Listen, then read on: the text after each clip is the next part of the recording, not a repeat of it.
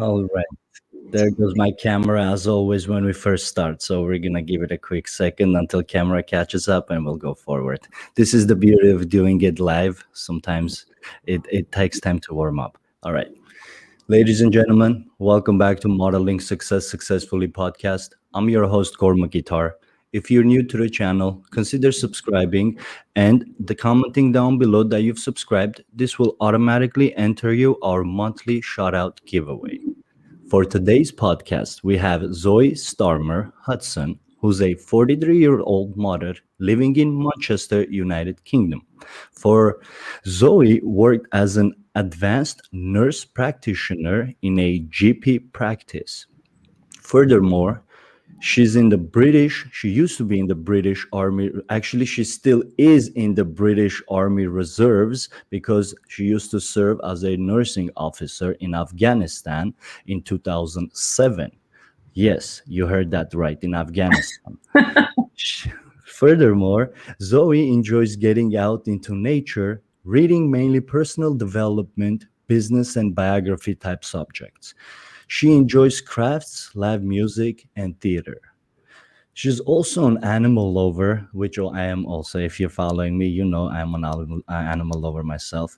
And she always keen to learn more about how she can project the planet and protect for future generations to come. Without further ado, please welcome our guest, Zoe Starmer-Hudson. Zoe, how are you? I'm good. I feel like I need to wave. Yes, that helps. Thank you so much, first of all, Zoe, for taking the time to be here. You're in the UK and it's about past 9 p.m. in the UK. Correct, it's 9 p.m. And it's Sunday over there, correct? Correct, yes. Even more of a reason to thank you extra for doing this on a Sunday. I understand not many people want to be bugged in the evening time on a Sunday. So thank you, Zoe. And I want to, without wasting anybody's time, I want to dive into the proper way of saying would be, I guess, all the experiences that you acquired throughout the time you decided to go into different ventures, and they're all very different one another. And I understand some things in life you had to choose and some things that were dealt to you and you had to deal with, and I want to go one by one about them, and hopefully we can learn a thing or two from you, and our viewers can actually learn and understand what it is possible to get out of a hand that is not the type of hand you're dealt with in this life. So first I wanted to Zoe to talk about nursing. How did nursing come to your life? How did you come about nursing and wanted to get into that field? So this is I think it's an interesting story. You might not think it's interesting, but basically, when I was little, where did you say you were from? Did you say Los Angeles. I'm Armenian. I was born and raised in Armenia. And yes. So when I was about 10 years old, there was an earthquake in Armenia, and it was on TV, on the news. 1989? Possibly, because I was born in 1977, so that would be about right. My mother was pregnant during that time by me. Wow. Well, there you go.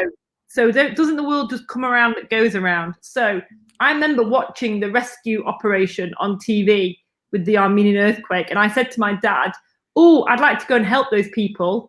And my dad said, well, it'd be handy if you became a nurse then. And that's kind of just how it happened, really. And so from a young age, I already knew from a young age what I wanted to do. So my dad was a teacher. My mum was a stay-at-home mum who worked in a theatrical theatre, not an operating theatre, a theatrical theatre. So I didn't have anybody in the family who was medical at all, but I was really interested in, I think reducing people's distress and stress. And so when I saw the Armenian earthquake and all the rubble and the chaos, I started thinking, I just wanted to get in there and start sorting it all out and helping people. I don't know where it came from. And so isn't that weird that you're from Armenia? That is such a small world, Zoe. Wow. Yeah. So your earthquake made me want to go and be a nurse. So Wow. And to those of you watching this, I swear to God, this was not rehearsed. no, it And wasn't rehearsed. It wasn't. yes, that is very interesting. What a small world. And I happen to be on my way to joining the Earth during the earthquake, and you happen to be one of the people lending helping hand, so the future generation can have an opportunity, which was me. Yes. Wow, that's I mean, big. I didn't Well, go and thank help you so out. much, I was Zoe. 12 years I'm old. happy to have the. Well, it's the thought came to you, and the way we think, in my opinion, is influenced by the things we hear and see in person and around us, and that must have been something that you were influenced by around you, even though you weren't at the age of going. You get what I mean? So Oh yeah, I just couldn't bear to see the suffering. I think I just thought, oh my god.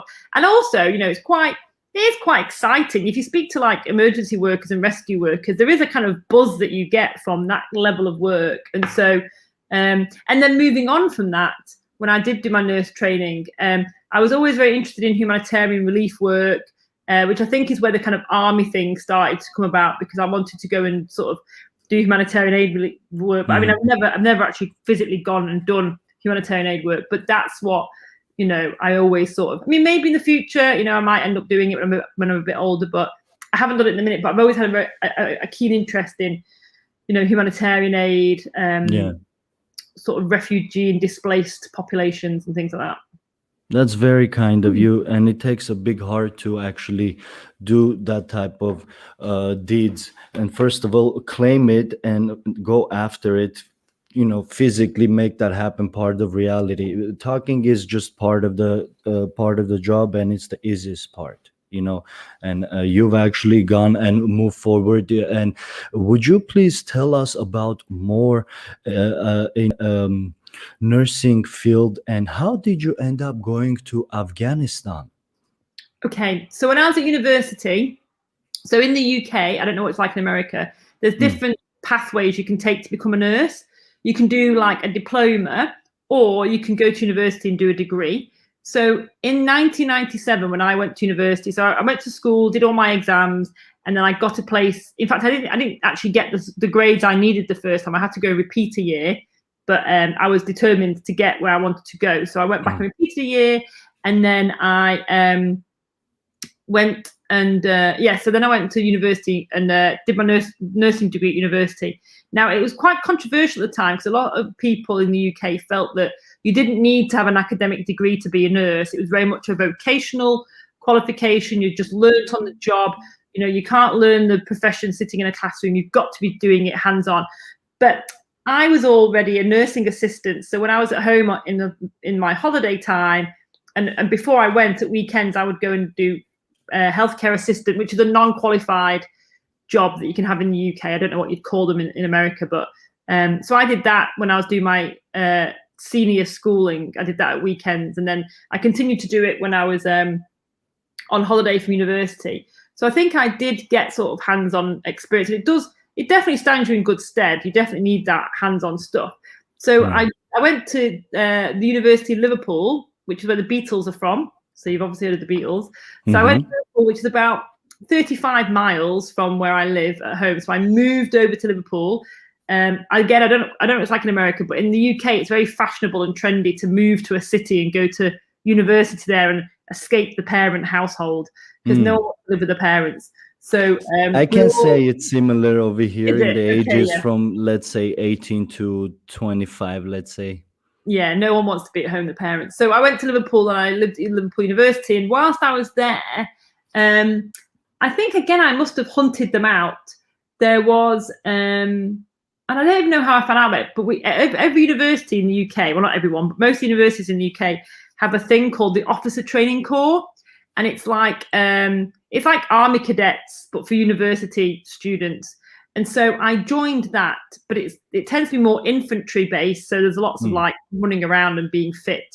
And I think it's okay if you're like, an English student or a geography student that does, 8 hours a week at university. But I was like full on 5 days a week at university. So I had like lectures from 9 till 5, which no student ever does at university, unless you're some kind of doing medicine or dentistry or nursing. And then some days I had placements in the hospital. So I was full on 5 days a week. And then at the weekends, I was going away with the Officer Training Corps.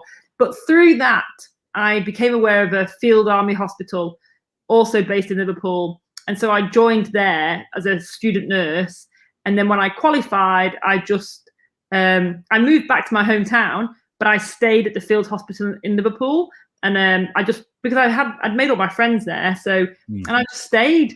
And then the whole point of, so a couple of years beforehand, when I was looking at doing my nurse training, I did consider being trained by the army, but you have to commit to many years afterwards. They pay for you to go through your university, but then you have to give them like 8 years back. And I thought, what if I get there and I don't actually like it? And then I'm committed to giving the army 8 years. So I thought I'll do it myself. And then if I still like it, I'll join the army afterwards. But actually, I found that being in the Army Reserve kind of gave you the experience of being in the army, but with a bit more freedom. And what had happened in the military across the board in the RAF and the army, they'd stopped training nurses. And so then they had a really small number of nurses in the regular military. So then when they went off on operations, they had to use the reserve pool of the nurses. So when we went to Afghanistan, we basically were the main staff that ran the hospital. We were all reservists, and we just did 3 months each. So each field hospital just did normally. I mean, I know you have massive tours in America, don't you? Like 18 months or something, but in the UK they're only 6 months long. So and because we all had civilian jobs in the NHS hospitals, so you can't. What the NHS don't want you to do is take all the key staff from the hospitals and send them off to war, because then who's going to be looking after the guys? It rattles the situation, definitely. So two field hospitals would go and share the whole 6 month tour. So we went for the first 3 months, and another reserve hospital went for the other 3 months, and we just rotate round, and that's how I ended up doing. I kind of like that system better. I feel like the productivity level would be higher that way. Very good. Thank you. Thank you for that, Zoe. Wow, that is very informational, and you laid it down step by step. Thank you for that. And those of you who are listening to this, if you have future plans of becoming a nurse and possibly going and helping in Afghanistan, there are the steps for you, step by step, how Zoe did it. Yeah. Although you guys have just come out, haven't you? I'm sorry.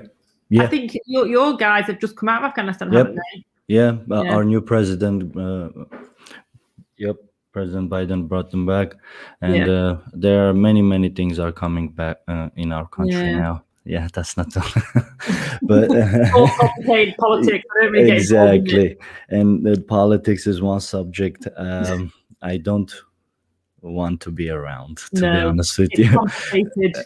Right, Zoe, I understand that you had your fair share of experiences with, and correct me if I'm pronouncing this word wrong, cervical cancer? Yes, that's right. You pronounced it correct. Yeah.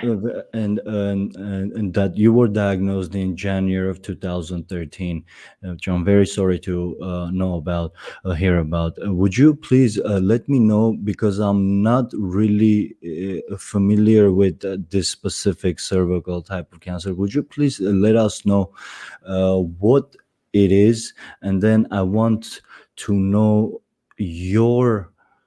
what went through your mind, and how did the first week look like when you found out the situation?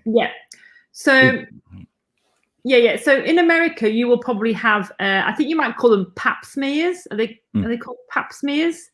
So women will go to the so I work in a GP practice, which I think you'd call a physician's office in America. Is that right? Like a family doctor. So I work in a family doctor's surgery, and I don't know in America who does the pap smears. I don't know if the gynecologist does them, but basically we have a screening program in the UK. So we have a breast screening program, we have a bowel screening program, and we have a cervical cancer screening program. So it's about trying to identify people at risk of these cancers. So a pap smear is when you just basically get a lady in, she lies on the bed, and you take a sample of cells from her cervix, and the cervix is like a donut-shaped muscle at the bottom of the womb. So that's what opens up when a woman's having a baby. So in the UK, we have a screening program, and I know in America, I think you just pay your gynecologist to do them. I know the health system is different in America, but we get them done for free. And I used to do them as my job as a nurse in the doctor's surgery. And I was completely up to date with mine. We had them every 3 years in the UK. And so I was completely up to date with my pap smears. And I think I was a year off having my next one. And I just started getting symptoms. And I knew, because of my background, that they weren't right. So I started getting like abdominal pain, or pelvic pain, I should say. And, sort of ladies' gynae symptoms. And so I thought there was something not right. So I went to my doctor and I said, there's something not right. So she thought I had an infection. So she gave me some antibiotics, and it didn't change anything. And I thought, there's still something not right. So then I said, I want you to swab me. So she gave me a swab, and it came back normal. And I was like, I'm surprised that swab was normal. And then I went to see the nurse practitioner who does the same job as me. And I said, I think you need to scan me, because at the time I was married. I'd been married for 14 months. I got married at 33, and I turned 34 a month after I got married. So I got married, in some people's eyes, quite late. And so we were trying for children sort of half-heartedly. Like, I wasn't really that bothered. If I got pregnant, I got pregnant, but I wasn't like, oh my God, like my life is going to end if I don't get pregnant. I wasn't like obsessed by it, but it was just, we were trying, and that was it. And so I said to her, look, I think you need to scan me, because I'm a woman of childbearing age, and I'm getting pelvic pain, and I've had it for 6 weeks. And it's not going away. So they said they agreed to scan me, and then I went for a scan, and then we have this system in the UK. I don't know how it works in America, but if you think that a patient might have cancer, they get sent on a fast track 2 week. It's called a 2 week wait, and so you get seen within 2 weeks. Prioritizing. Specialist. Pardon? Prioritizing. Yes. So it's it's a special referral form that you're filling in. You have to say why you. I like that. That keeps it fair and balanced, and it's not about rich or poor. It's about a priority who has less time. Yes, and ironically, I would say that it works worse in the private system in the UK. It's much better if you go down the NHS track in the UK. So anyway, so I went for my scan, and I never heard anything. And then I got a phone call from the gynae department at the hospital saying, oh, you've got an appointment next week. And I was thinking, oh, that's a fast appointment. And because I work in the system, I knew that it was, they'd sent me on I still didn't get the scan results. Anyway, it was all a bit weird. It was near Christmas time, you see. So I think it was all getting people were winding down for Christmas. So I went along, had some investigations done. My husband came for, some of my appointments, and then I had to go back and have the results of my, I had a hysteroscopy where they pop a camera inside. They were going to pop a camera inside my uterus and have a look around. But anyway, and a colonoscopy. Some people watching this may have had a colonoscopy. It's when you just do a more detailed examination of the cervix. And so I went back to my results, and I went back on my own. And so they called my name in, and there was a woman. So I went into the surgery. There was the doctor, and then a female, not in a uniform, just in her own clothes. And I thought, that's a bit weird.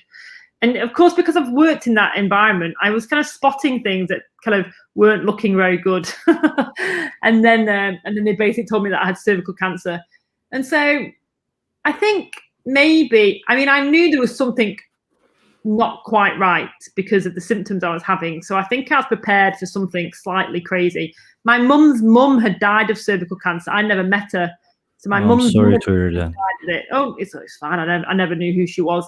And so then I had to ring my husband and say, tell him on the phone. I said, he was at work, and I said, oh, hi, I've had my results. I've got cervical cancer. I think you might need to come to the hospital. So he turned up like that, crying his eyes out, and not in a good way. But in that time, I had time to, in the UK, we have a specialist cancer nurses called Macmillan nurses. They're funded by a cancer charity, and they're excellent, and they're really good for like emotional support, financial support, and also medical support. They know a lot about the disease. They're specific to certain cancers. So you'll get a breast cancer Macmillan nurse and a bowel cancer Macmillan nurse and a cervical or a gynecology Macmillan nurse.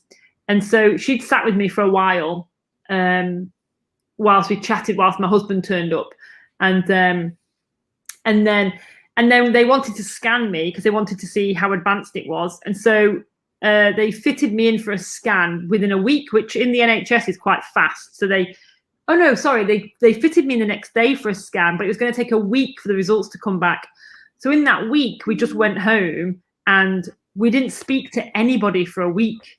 And actually, some friends came around for dinner because we'd already arranged it, and we thought, well, we're not going to cancel it. And in those situations, you kind of want your life to be as normal as possible, because you are in denial. You think, oh, this isn't really happening. It must just be a dream, and I'm going to wake up and it'll all be fine. And I won't be told that. I'll just have this really weird, bad dream.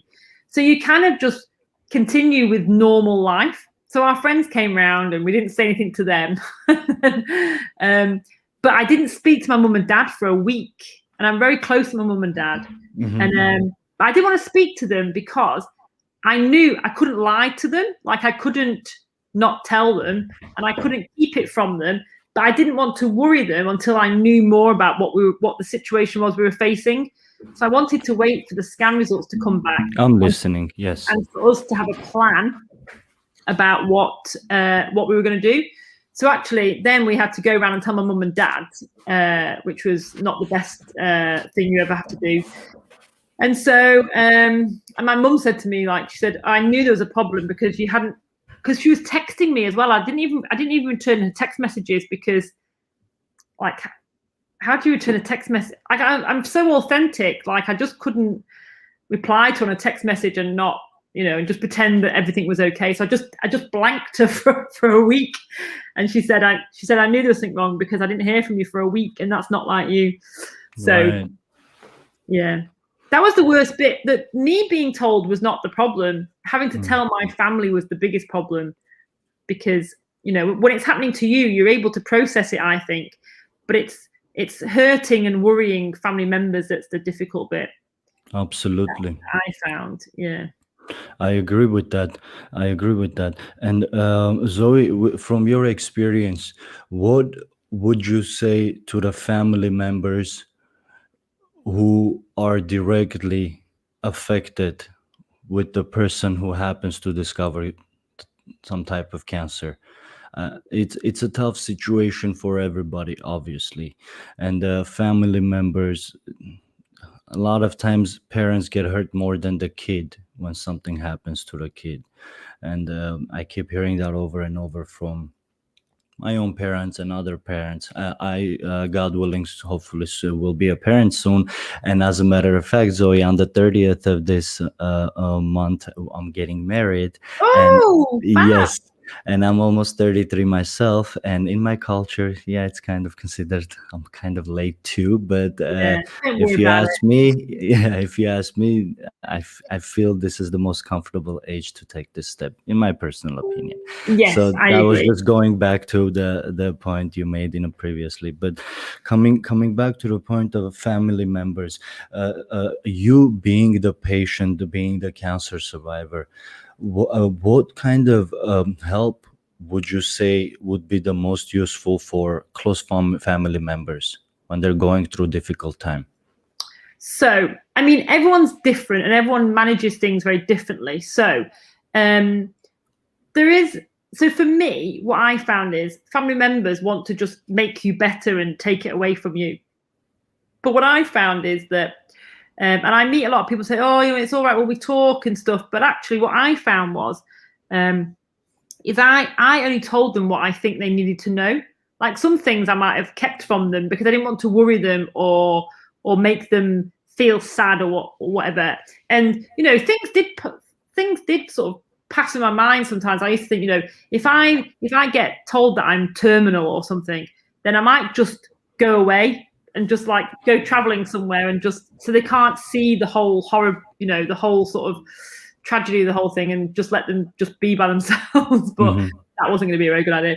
But I think as a relative, what I would say is give the patient the space, whoever it is who's ill, give them the space, and they will tell you what they think that you need to know. But it is difficult, because what will happen is often in families is, if the family member isn't being updated, they will just make up their own scenario in their head, which is often incorrect or much worse than it actually is. So I think I did tell my parents quite a lot.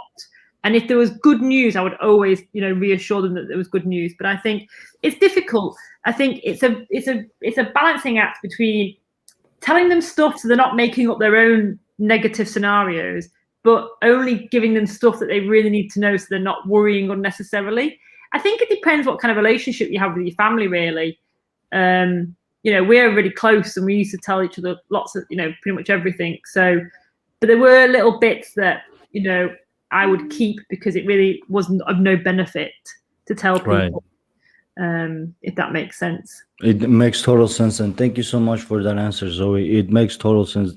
Two things I got out of two main points that stood out to me the most. If I may repeat it back to you, correct me if I'm wrong.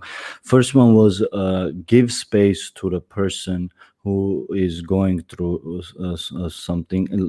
Give space to the patient, and that space will create room for them to express what they need and what's the best way of helping them. And the second was communication over assumptions. If you're keeping constant communication with the family members, and everyone knows what the latest information is and possibly what we're hoping for, that's going to remove a lot of assumptions away from the person that is now receiving the updated information. But when the communication is missing, then the other person might start assuming and create their own reality, which a lot of times happens to be different from the reality that we're living. Yeah. Very good. Thank you. I think also some people might want their family to go with them. So, for me, my husband came to all my appointments, but interestingly, and of course I understood because I was medical, but I'm sure some things were discussed in those appointments that he hadn't got a clue about because he's not medical. But I think if you're happy for your relative to come to the appointment, then that's sometimes an opportunity for your relative to ask the medics questions. So in a way, as a patient, you're not having to give them that news. It's given to somebody else to give them that news. If the news isn't going to be great, then sometimes it's easier for an impartial person to give it, I think. So there's different ways of doing it. If you have a scan or a test, then let people know, because I remember my father-in-law was ill and he would have like a test, and then we'd be waiting for the results all day, and then we wouldn't hear from them. We'd be like, oh my God, it must be terrible because we haven't heard from them. And actually, it was just because it got busy and they hadn't got around to calling us. But it's that kind of, understanding on both parts that you just think. Makes sense. Thank you, Zoe. I know. We have PCG team with us. PCG team, thank you so much for joining us. And Zoe, by the way, on the right side, I think it's on the right side for you too, or left. We have a live chat section going. So our viewers, when they have comments or they have something to add to what we're talking about, we encourage them to share with us. So, and sometimes we highlight their messages on the screen. This is happening live. And if it's, sometimes they have a question too, that if it's congruent, we answer. And PCG team is saying, thank you, host, for the fantastically authentic guest you're having today. Oh, I can see it now. I've put on my comments. I can see them. That's handy. Very good. Thank you. I don't know if PCG are, but they PCG team, the PCG team, they're one of our amazing viewers. They're a CPA tax accounting firm here in Los Angeles. Yes, we've done work together in the past, and they're now of our viewers to our channel, and they're one of the main supporters of the channel, along with David Santana Photography, that is commenting too. So PCG's second comment was, Zoe, you are an amazing woman. The way you talk about your life and all that difficult events, quiet, inspiring. the way to go. Correct. Thank you, And then PCG. David missed the type of cancer, didn't he? So it was cervical. I'm sorry, I missed what type of cancer. Yes. Cervical, however you want to call it. I'm sure there's cervical potato, cancer. potato, I don't know, whatever. I will put it in the chat section right now. That should. Oh yeah, I don't think I can chat in there. Oh, there you go. Believe, there you go. I just answered. Very good. David, thank you so much for being here. I appreciate you. My comment goes twice. That's because we're streaming live simultaneously on Facebook and YouTube. So just ignore one of them. That's why. Very good. Zoe, thank you so much for your heartwarming story and all the nuggets that you laid out. And for those of you who are going through a similar situation, the unfortunate situation that a family member or someone close to you happens to go through a difficult time, like cancer or any other life-threatening events. I hope this talk makes the overwhelming pressure that you're carrying a bit less, because know that there are many people out there who go through it, and Zoe is one strong individual who came on the other side and is here today sitting with us. And I hope those people that are going through it, they can go through it and one day sit and look back and lay down the information and help the next person in line that has to go through, make their stress a bit less. So thank you for that, Zoe.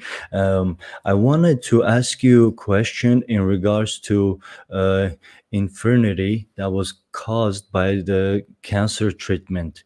Would you please tell us wherever part you think would be the most educational for our viewers? What was it like to find that out and know that the cancer treatment, actually the both topics are so packed with information, so let's split this in two and take it one. Where do we even start?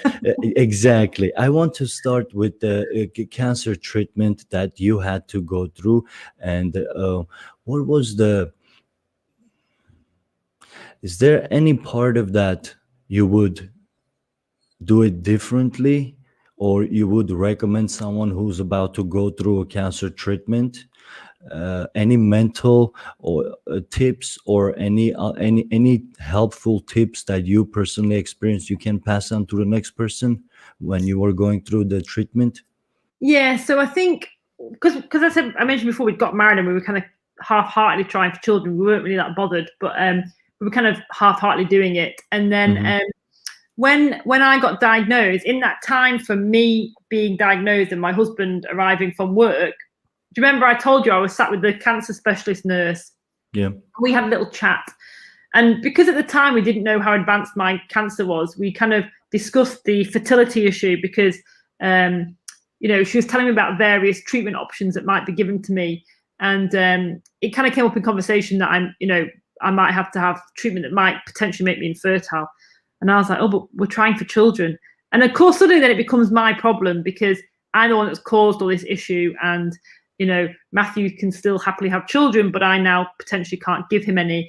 And, I'm not saying that women are put on this earth solely to have children, because that's not really what I think. But, it's what distinguishes you from men, isn't it? It's what makes you feminine.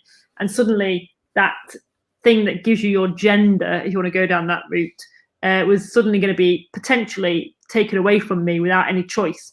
So whilst I wasn't really that bothered if I had kids or not, to have that choice and option taken from me was quite well, it was. I don't think it was distressing, but it was quite overwhelming. And so I just take everything in my stride, really. And so I mentioned that I was quite keen to try and preserve my fertility. And amazingly, I think it has got better now, but amazingly, in gynecology cancers where potentially you might lose your fertility, there isn't that much. At the time, there wasn't that much support for it. But now women are surviving gynae cancers a lot more. The distress of being infertile, they would argue, is more stressful than their cancer diagnosis. So, they really have to start looking at preserving women's fertility and men's fertility when they go for treatment. So we basically got referred on a fast track to a fertility specialist in a hospital in Manchester who solely deals with couples who are infertile because of either cancer or cancer treatment. So we went there and they said, they worked out when my menstrual cycle was, and they said, okay, we can do a fast track IVF course with you. We can put you on a fast track IVF course if you want to, and we can try, just see what we do, see what we get. So, because initially my consultant had said to me, go along, they might not be able to do anything because of the time scale, but just go anyway. And at least then you've tried everything you can. Because I think, I always said I'm going to come out the other side of this. And my husband's immediate reaction was like, no, it doesn't matter. I'm not that bothered about kids. I just want you to survive and be alive. And I said, well, no, because if at the end of all this, I'm still here, we might regret that we didn't do something to preserve our fertility. So we should go and do it. So I've got a lot of friends in the medical world because of my job as a nurse. So I chatted to a lot of people. I chatted to my friend's husband, who's an oncology consultant, not gynae, but anyway, and I chatted to him and I said, what do you think I should do? It might delay my treatment by a couple of weeks. What do you think I should do? And he said, well, and I knew myself, like cancer is not great, right? But you're not going to really have that much of a difference in 2 weeks, really. So we agreed that if it's going to take any more than 2 weeks, we wouldn't have delayed my treatment, because I had my tumor was so big that I couldn't have surgery, so I had to have radiotherapy to the pelvis, which blasted all my ovaries, which is why I became infertile, because it basically put me into the menopause. And so he was like, well, if it's gonna take longer than 2 weeks, I probably wouldn't bother and get onto treatment. So we had a chat. We spoke to quite a few friends that had gone through IVF, and we decided to just do it. So on that day, we left with a massive bag full of drugs, and we went home. And I just started the process of IVF, and then we swapped over halfway through. Went to a private clinic, but it was still funded by the health service. So we went there, and we did an egg collection. We collected some eggs, and then matched them with my husband's sperm and created some embryos. But I think what I would say to people who are potentially going to lose their fertility is make sure that you ask about the options available. And there's loads of stuff out there now that was sort of coming out when I was there. So there's a way that you can take a section of your ovary and then implant it in your arm, so it's out the way of the radiation. And then when you come to want to be fertile, they can take the ovary piece out and pop it back inside where it's the right temperature and start stimulating follicle growth again. I mean, there's loads of stuff they can do.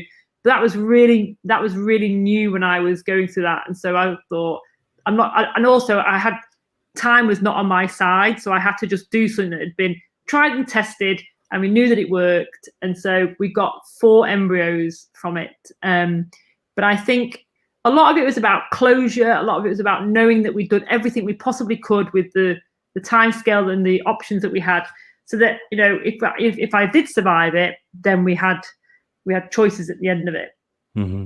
Wow, so, bravo. You really did weigh out all your options. Yeah, well, I had nothing else to do, did I? I was off work. Plus, it's only your life on the line. Hey, bravo to you, Zoe. That takes, first of all, you need to be in the right state of mind to be able to even take any step towards the right direction. So you're way ahead of that curve. Bravo. Thank you. I think is, in a lot of these situations, it doesn't matter what it is. And what I've noticed as a nurse is that you are out of control with it, because it is completely controlling you. It's taking options away from you. It's taking choices away from you. But what you can do is control the things that you can control. And if that's setting out a plan of what you want to do and what you want to achieve, then that in a way is you taking back an element of control in what is predominantly a rather shitty situation. So if you can if you know what you want, don't sit there going flapping around going, oh my God, what's going to happen? Like spend that time focusing on stuff that you can actually control, and then you will actually feel a bit better about the situation, because otherwise it will just carry you along like a river, and you'll be at the mercy of it basically, and you have to take control of the things you can control, I think. Well put. Wow. Yes. Well put. Thank you for that, Zoe. It really, and this reminded me to have informational flashback. As a matter of fact, the Stoicism, the fundamental rules of Stoicism is dividing life into things you can control and things you cannot. That's basically the fundamental of Stoicism. And what you just explained in your own words is exactly that. So, okay. yeah. Thank you for that, Zoe. I appreciate you. David had a follow-up message. David was saying, thanks. I was late. Hi, Zoe. Oh, that's okay, David. We'll I'm let you glad off. you It's made Sunday. it. And the follow-up was, has Zoe ever heard of the Garson plan for cancer treatment? Sorry, Garson therapy. Have you heard of the Garson therapy for cancer treatment? No, but I'll look it up. I'll write it down and I'll look it up. I don't know what it is. Garson therapy. Let me Google that. Garson. Google it, Gore. I'm going to Google it, and I'm going to share our screen so we can all of us read it together. Let's see if I still remember how to share a screen. Don't you love Google, hey? Our best friend Google. I know, I love Google. There we go. We share the screen. Garson therapy. This is what it is. What does Garson therapy treat? For the body to help by repairing the... Oh, is this about being like alkaline and acidic? Is that kind of stuff? I know there's a lot of people that talk about having alkaline diets when you have cancer. Garson therapy, patient versions, overview. The Garson therapy is a complex regimen that has been used to treat people with cancer and other diseases.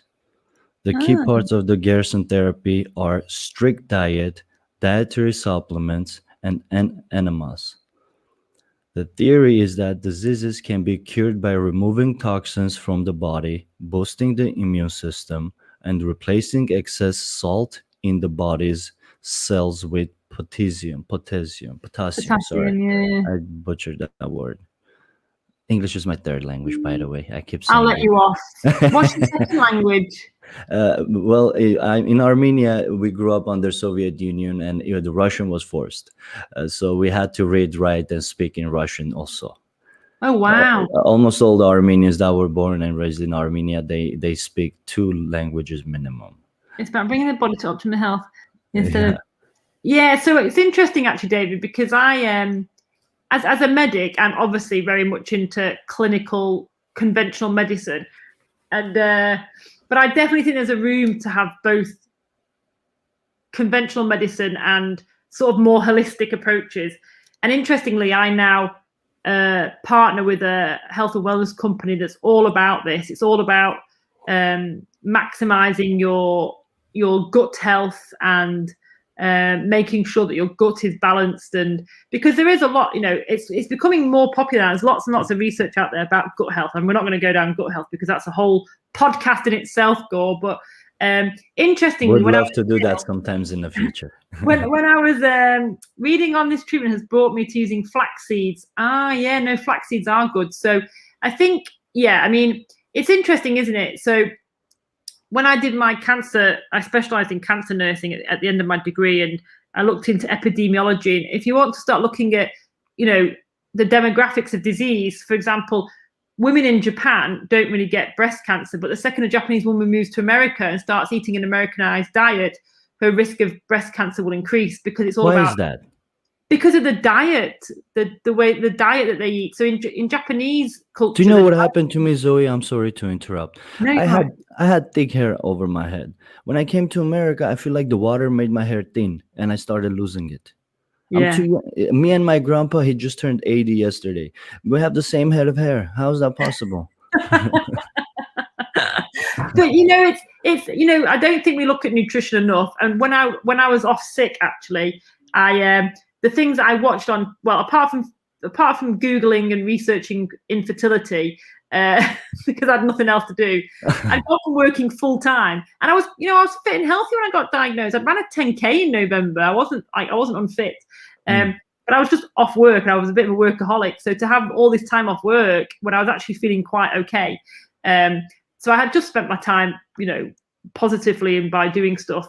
So I basically watched property investment programs, learned about infertility, and looked at nutrition and learned loads about nutrition and low sugar diets and all that kind of stuff. I'm not sure. Thank you for the host of the great podcast. What a story. Thank you. Let's highlight David's comment so we can all read it. David was saying, it's about bringing the body to optimum health to battle the cancer instead of using radiation to kill cells, which would kill healthy cells as well.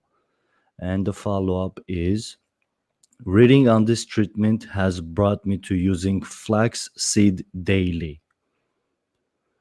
And we have Diana MK. Diana, thank you so much. And Zoe, Diana is my fiance. So I'm going to. Hi, Diana. Thank you for being here, babe. So she's saying, thank you, host, for a great podcast thus far. What a story, Zoe. Thank you for sharing with the world. Very good. Oh, look, there's a book. Faster way to look at you all. You're all into your health, aren't you? It's great. Even that accountant firm are into their health. We're trying. No, it's really important, and I think it's something that we don't get taught in conventional med school. Like, definitely don't get taught it. And I think, I wouldn't purely just use that. I would definitely use a combination of conventional medicine with more holistic nutrition, but I definitely think there's space for both of them, and both sort of approaches, definitely. So I as I say, I've become much more aware of what I'm eating and what I'm using since I was diagnosed with cancer, definitely. Very well, thank you. I'll go and look it up. Awesome. And PCG Tim is saying, please check out the book by Lee Bueno Aguirre, Fast Your Way to Health. My latest obsession for a healthy life. Oh, that's a good one. Now, I can't decide if my latest obsession for a healthy life is part of the title or it's PCG's latest obsession. I can't. I think that's PCG's latest obsession. I feel PCG is well read, so there's not much difference between how she speaks and how the book's read. Fair enough. And David is saying, hi, Diana. David, I'm pretty sure she left because she's working at the moment. She's on and off. I know that. So hi back to you in case she doesn't answer. Oh, I'm so sorry, Zoe. I forgot that you were copying it. Oh, no, it's fine. I've got it. I can see it. I would recommend you can snap a picture too with your phone. The easiest way, or however it's comfortable. Fast your way to health. Fast your way to health. I've written it. Thank you, PCG team. We appreciate the suggestion. And David is saying it's similar with COVID, masks and vaccines, but no mention of exercise and vitamin D supplements. I see. Interesting. Yes, correct. Very interesting. You've got to be holistic. Exactly, which is actually the next topic we're going, and we have two topics left, Zoe, and you touched up on both of them actually. And they're a bit different. Let's transition slowly into any last information do you want to give in regards to holistic living, Zoe? I think, well, oh my God, I mean, that's just another day's podcast, isn't it? But I think you have to think about the balance of your body. And I think what happens in medicine, in what I'd call conventional medicine, so Western medicine, what we practice in America and the UK, is very much symptom-based. So you rock up at your doctor's surgery with a problem like, I don't know, indigestion. And what they'll do is they'll give you a tablet to help your indigestion rather than find out why you've got the indigestion in the first place. So that's why I think like conventional medicine is amazing. Like it saved my life because I had chemotherapy and radiotherapy and it did definitely save my life. But I think as a nurse, what frustrates me most and what actually gives me most burnout in my job is this constant battle all the time of having to just treat the symptom rather than unraveling it all and trying to figure out what the cause is. And I think we can learn a lot. I mean, I don't know much about Chinese medicine, but I know a little bit. And that's what they do in Chinese medicine. They go back and figure out what the cause is and then treat the cause. And so nutrition is definitely a big part of it. And it's something that I've become really, really interested in. And as I say, the company I partner with, which is a health and wellness company, again, it's a product-based company. I learned about, the ingredients that we have in our skincare and our makeup that we're putting on our bodies every day. And, it takes 26 seconds for your body to absorb something. So can you imagine what if you're using that stuff every day? So there's a really good documentary called Toxic Beauty, which I think is on iTunes and Apple, whatever. It might be on Netflix now, but it wasn't before. And it's all about, doing blood tests on these women that are using, mainstream cosmetics. And it really messes with your endocrine system. And I think it's no what's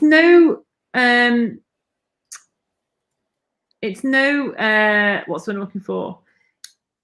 Anyway, it's not a surprise that cancer rates are going up and infertility is rising, because I think it's about the lifestyles that we lead, and you have to. Oh yeah, you see, David's watched it. It's a great documentary. Yeah, it is. It's really good. Very good. So it's really interesting. But I think it's not a surprise to me that cancer diagnoses are going up. I mean, we are getting better at diagnosing it. Of course, we're going to find more of it, and people are living longer, so we're going to find it much easier. But in the UK now, it's 1 in 2. I don't know what it is in America. It used to be 1 in 3. Now it's gone up to 1 in 2. Now that's not, random. That's because our lifestyles are just not great, is it? Almost a 35% increase. Wow. David is saying modern medicine treats the symptoms, not the cause. Right. Oh, where's he written that? I can't see that. I highlighted on the screen. Oh yeah, there you go. That's exactly what I was saying. Yeah. Interesting. Modern medicine treats the symptoms, not the cause, which means you're never gonna get to the origin of the cause, which means you're only gonna keep on getting the problem over and over. Wow. That's not solution. That's like when over here in America, when they clean the streets with the blower. On Tuesday, the guy blows from Tuesday on the other side on this sidewalk. On Wednesday, the other guy blows on the other side. It's just a transfer of dirt. Nobody cleans. That's not cleaning. It's just moving it around. The other guy blows it on this side. It's like, yeah, exactly. Right. Thank you, Zoe, for an amazing podcast. I want to finish up the podcast on a different term, and I want you to tell us a little more about having an online and health and wellness side work to escape the 9-to-5 rat race / property investing. Oh my God! Please tell us more. That's in a whichever big topic. Order. Yes. So as I said before, when I was off sick from work with nothing to do, I was watching daytime TV, which I don't do very often. But we have a program called Homes Under the Hammer. I don't know if it's made it to America yet. I have not heard of it. It's a program, and they go to the auction where we have house auctions in Britain. I don't know if they have them in America, but we have house auctions, and so they'd go to an auction. They do over here too. And they'd find somebody buying a house at auction, and then they'd go and interview them. First of all, they'd look at the house and say, this house is on the market for this amount of money. No, let's go and see who buys it at the auction. So then they go to the auction, they see who buys it, and then they go and interview the person and say, what are you going to do with your house? And then they go, we're going to do this and that, and we're going to spend this much money on it. And then they get it revalued, and then they're hopefully they've made a profit. And it's just quite a funny program, because sometimes they didn't. That sounds interesting. Sometimes they did a big disaster and they'd spend loads of money on it, and it wouldn't be worth anything. Or they'd buy a house with grand plans and then weren't able to get planning to do what they wanted to do because they hadn't looked into it enough. But out of most of them did make money from it.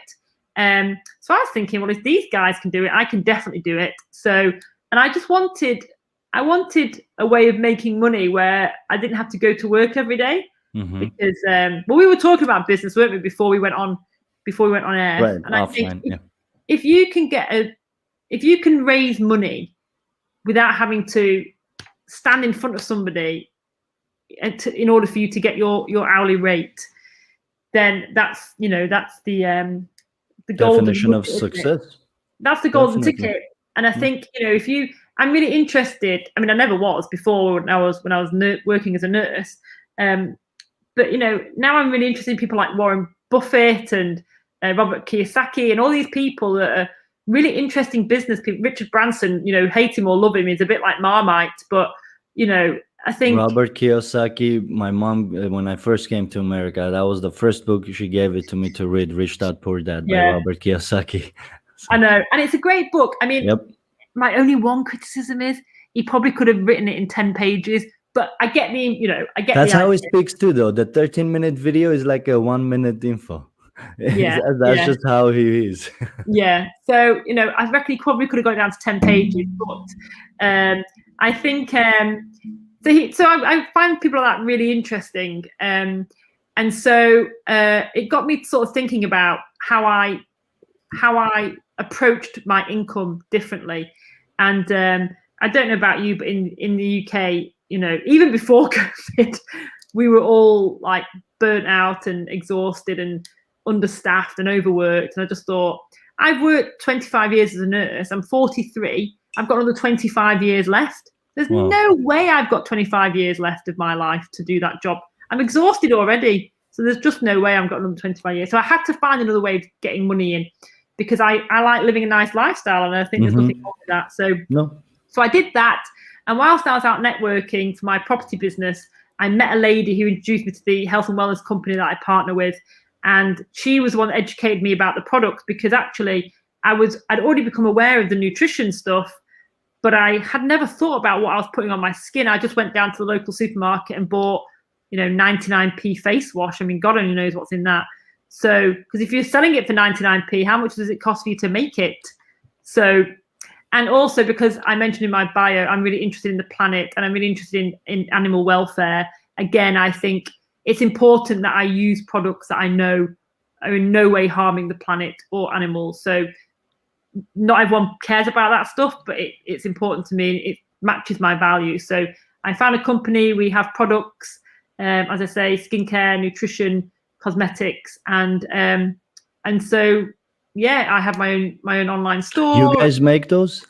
No, I don't make them. No. But you guys sell it, or you offered it so I'm like a brand ambassador, I guess. I'm like a brand ambassador for a company. That's amazing, and it's all and it's all healthy, and no animals or nature was harmed. So it's vegan. That's amazing. Vegan certified, cruelty free. Part of the. Do you say PETA or PETA in America? I'm sorry.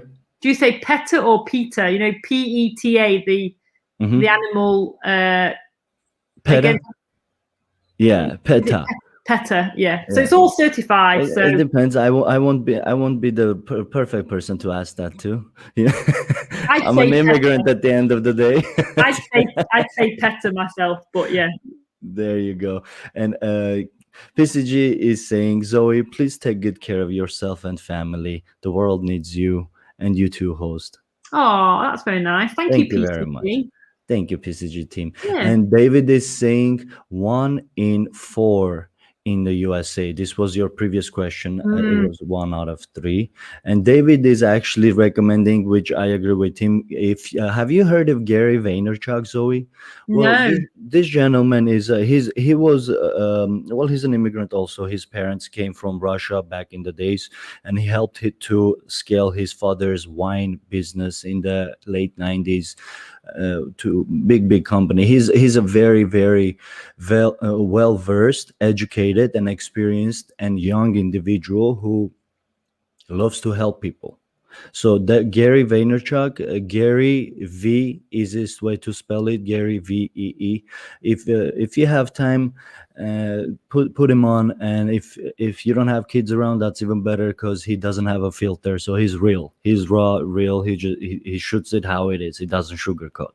He's really good. Sounds like my kind of guy. Exactly. Check him out. Exactly, which is why we get along with that too.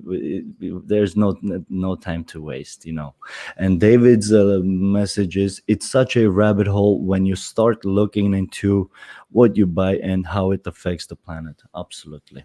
Absolutely. And it's even I watched a few documentaries on Amazon and Netflix in regards to the labels that they put on some of the food products over here. How, like, for example, this new label they have in America, they call it free range chicken.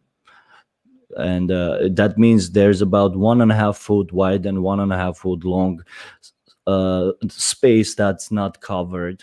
That means about 25,000 chickens are considered free range chicken versus not having that space. So these labels are, I feel like, not all of them are properly uh, um,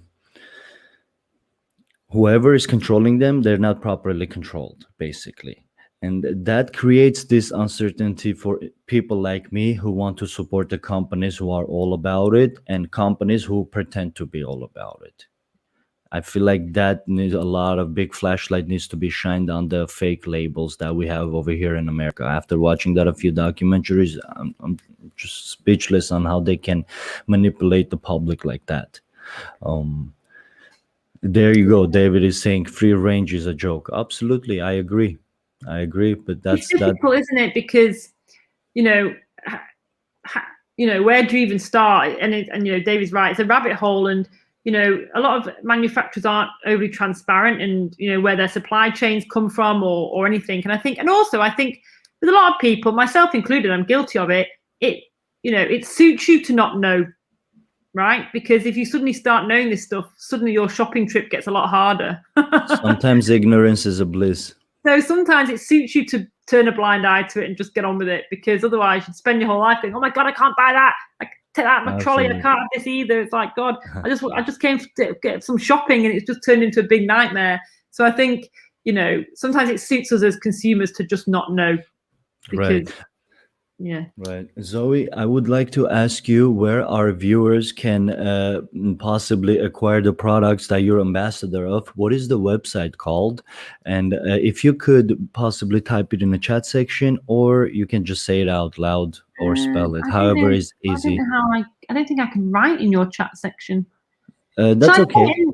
Should I put in the comments bit on where's this going? The comments are between us and our viewers. There is 2 sections of comments. You can send a comment to me privately where where I only can see, and then I'll put it to the public section, whichever you find. The company's in America as well, actually. Oh, very good. If you can tell us, please, what the company is called and what the website is, whenever you get a chance. I'll just put it in now. That's amazing. Wow. Today's podcast, I knew it was going to be a good one, but I didn't know I was going to learn so many good things and actually get humbled even further. I like it. Thank you so much, Zoe. You brought a lot of credible information and, most importantly, experiences, which you can't put a price on. Yes, indeed. What I will say is I've got a friend who's a coach, actually. She interviewed me on her Instagram account. About resilience, and I know resilience is quite a new word that gets bandied around a bit, doesn't it? But I guess really that's what I had back in 2013 when I was diagnosed. But interestingly, I never ever asked what my prognosis was, and I never read anything about what my outcomes could potentially be, because I think if I asked what my prognosis was and they said, oh, you've got 2.5 years, then I think mentally then you set yourself up for 2.5 years, right? So if you don't know, then you can't fulfill that prophecy in some way. So I thought there's no point. And you can read, my background's medicine, I can read research articles and look at significance, values and look at percentages. So if they say, like 85% have a survival rate of 2.5 years, for example. Well, what about the other 15%? Maybe I was being at 15% that, so I think what I say to patients when they come and see me, because everyone thinks they've got cancer when they come and see you, it's their biggest fear. And they've been on the Google things. When you Google things on a computer, you have an unconscious bias that makes you Google the words that you put into the search bar is unconsciously biased, and you'll end up, if you're feeling worried about something, you'll end up ultimately putting negative search words into the column and searching. Finding it. Yeah, you can find whatever you want on Google. You can find things that I'm support totally what you following think, and understanding what you're saying. things that go against what you think. Whatever you want to find, you'll find it. So I never asked about prognosis. I never asked about outcome, because I think if I did, I would have fulfilled that prophecy, and I just decided that I didn't want to even go down that route. And I just always had a very positive mindset about all of it. And and that's just how it ended up. But that's what it is, Zoe. Resilience, like you said, it's it is. I'm noticing that word being thrown around too. Resilience combined with perspective. The perspective that you just gave an example of. Why can't we just choose that 15% of the positive side and go with that? That's perspective, and a lot of times, the way we see things makes a big difference before we even decide to take any action towards it. I couldn't agree more with that. And as I grow older, I realize that as much as I know nothing, Jon Snow, and that's from Game of Thrones. You know nothing, I don't watch Jon Game of Thrones, but I do know. I do know that. Right, I've sent you a little message on the private chat. Let me see. There you go. I saw it. Oh, someone else. There you go. There you are what you think. Yes, you are what you think, David. And I'm going to put that in the public chat. This is from Zoe. Yeah, see, David and I are very similar, aren't we? Maybe we,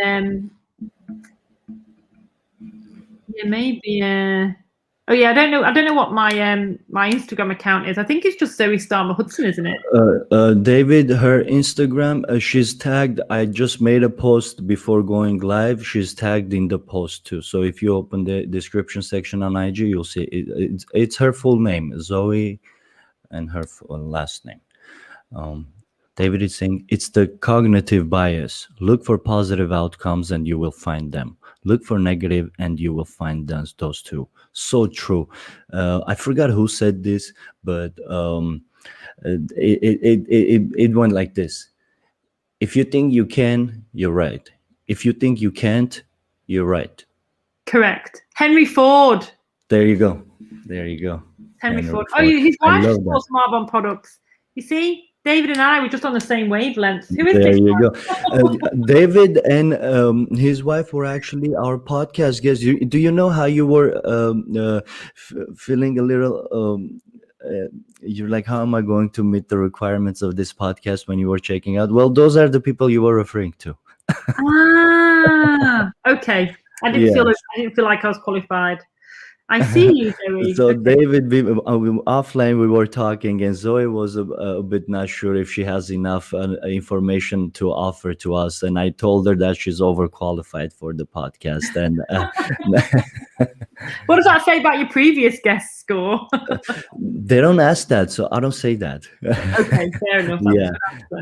Yeah. Zoe, thank you so much for being here. This concludes our podcast. If you have anything more to say, please let me know, and the platform will be yours. If not, I want to thank you from the bottom of my heart for finding the time to be here and sharing your experiences, your life journey, and your positive and amazing outlook on life. Oh, thanks, good. It's so lovely to meet you as well. And how fancy that you were from Armenia, and that's how I got into nursing. I know, right? It's very weird. And my mom was pregnant by me during the earthquake that happened, and that earthquake gave you the encouragement and motivation to go after nursing. And here we are talking about it. Bonkers, isn't it? It's crazy. Small world. 33 years later. If this doesn't make it a small world, I don't know what it does. I don't know what it Zoe, after podcasts, I always tell my fiance or my family member, whoever is near to me, now I have another friend at this part of the world. So if we go over there, we can. Definitely. So every time when we come to UK, I would love to meet you guys and hopefully grab a coffee or beer. I prefer beer or tea, whichever. Well, whatever. Yeah. I'm happy with anything. But lovely to meet you, and have a fabulous wedding.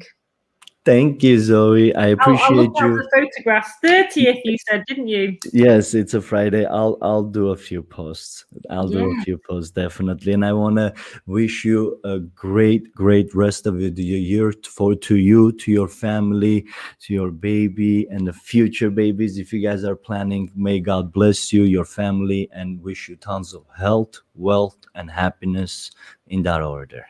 And Thank you you, too. guys. Thank you, Zoe. I'll See see you you again. later. Bye bye. Bye. Bye Guys, bye. thank you so much for being here. We'll see you guys later. If you haven't subscribed, please subscribe and activate the bell. Thank you. Have a good day. Bye bye.